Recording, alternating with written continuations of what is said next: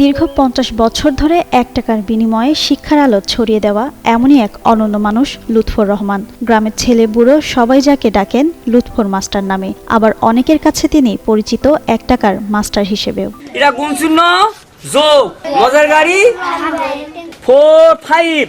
গাইবান্ধা শহর থেকে মাত্র ৭ কিলোমিটার দূরে ব্রহ্মপুত্র নদীর বন্যা নিয়ন্ত্রণ বাঁধের পাশে লুৎফর রহমানের বাস। একসময় উড়িয়া গ্রামে ছিল তার বাড়ি, কিন্তু ১৯৪৭ সালে ব্রহ্মপুত্রের ভাঙনে সব হারিয়ে এখানে আশ্রয় নেন তিনি। ১৯৭২ সালে এসএসসি পাশ করলে দারিদ্র্যের কারণে আর পড়াশোনা এগোয়নি লুৎফরের, কিন্তু থেমে থাকেননি তিনি।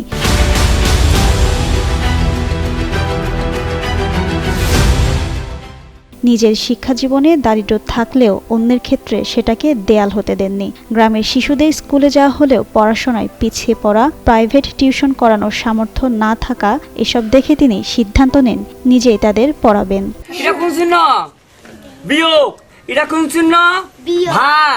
১৯৮৪ সাল থেকে তিনি বাড়ি বাড়ি গিয়ে পড়ানো শুরু করেন। ১০-১২ জন করে দল গঠন করেন। বর্তমানে বাগুড়িয়া, মদনের পাড়া, টুলিপাড়া, কঞ্জিপাড়া, পুলকান্দি এমন গ্রাম জুড়ে হেঁটে তিনি ছড়িয়ে দেন শিক্ষার আলো, যেখানে প্রতিদিন তার কাছ থেকে শিক্ষা নেয় প্রায় ১৫০ শিক্ষার্থী। আর প্রতি ক্লাস বাবদ তাদের কাছ থেকে সম্মানী বাবদ নেন ১ টাকা করে। সেখান থেকেই তার নাম ১ টাকার মাস্টার। মাস শেষে আয় হওয়া ৪৫০০ টাকা দিয়ে চলে লুৎফর রহমানের সংসার। টাকা পয়সা দিতে পারি না দেখে এখানে পড়ি। কখনো ১ টাকা দেয়, কখনো দেই না। এখানে প্রাইভেট পড়ে আসছি, ১ টাকা করে দেয়। আমার বাবা কৃষিকাজ করে, অন্যখানে ২০০-৩০০ টাকা লাগে, এখানে ১ টাকা লাগে। অভিভাবকেরা বলেন অন্য কোচিংয়ে দিতে হলে ২০০ থেকে ৩০০ টাকা লাগে, সেই সামর্থ্য নেই তাদের। তাই লুৎফর মাস্টারই ভরসা। ও মানুষের ৫০০ নেয়নি ১ টাকা নেই, ওই ১ টাকার মাস্টার। স্যারের কাছে তো আমরা ১ টাকা করেই পড়তাম। আমাদের পরিবর্তন হলে স্যারের পরিবর্তন তো দেখতেছি না। ছাত্রের বিনিময়ে ১ টাকা করে নেয়, যা হোক পড়াশোনা করায়। কারো হয়তো গরিব মানুষ লেখাপড়া করার তার ইচ্ছা আছে, কিন্তু করাতে পারে না। ওই বিনা পয়সাও হয়তো কাউকে করায়, কাউকে হয়তো ১ টাকা নিয়ে করায়। লুৎফর মাস্টার থাকিয়ে এই যে গরিব বোনের ছোল বলে লেখাপড়ায় যাওয়া নিচ্ছি।